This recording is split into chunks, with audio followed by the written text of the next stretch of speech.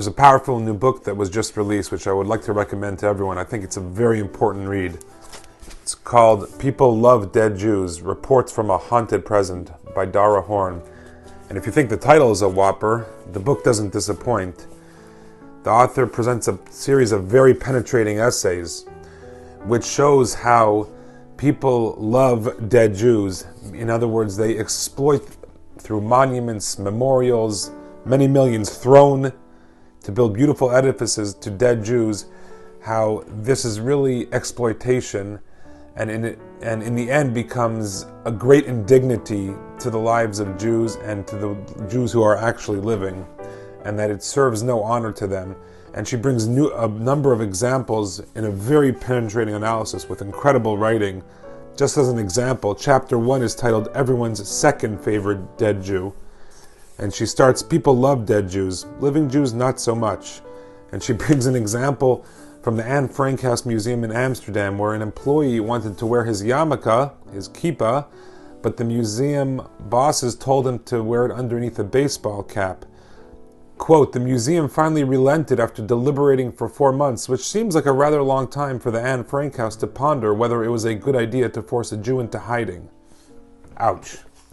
She has many such lines and many such stark examples where she confronts the rising anti-Semitism, and she is appalled by the total insensitivity of other societies, cultures, and governments to reckon with the past and to what has happened to the Jewish people.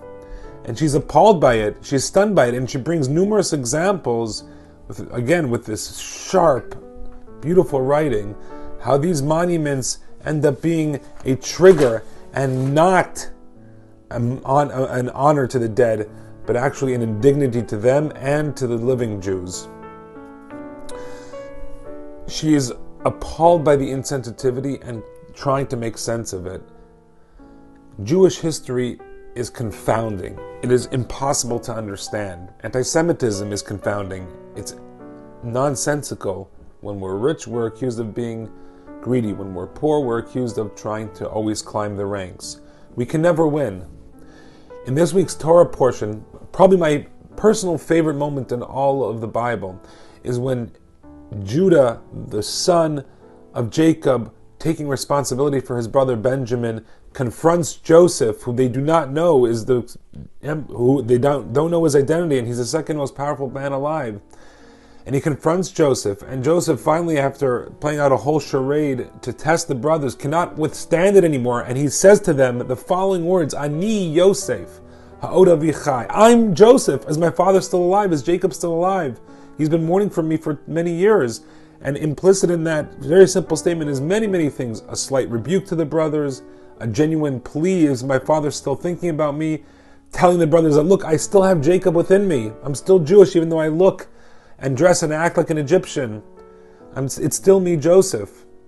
But what Joseph is saying is, I am Joseph. And in that moment, when he said those two words, we are taught, the rabbis teach us, that the brothers all fell dead. The shock, the clarity that erupted from those two simple words, the brothers couldn't handle it. Similarly, the great rabbi, the Chafetz Chaim, the leader of the previous century, Rabbi Yisrael Meir Kagan, says that in the future there will come a time, God willing soon, when the Messiah will come and the Almighty will say the words, Ani Hashem, I am the Almighty. And in those two simple words, in that proclamation, we will understand all of Jewish history for all its confounding woes, for all the pogroms, the desolation, the desecration, the Holocaust, the pain, the suffering, the wandering. All of it will become clear in those two words, Ani Hashem, I am God.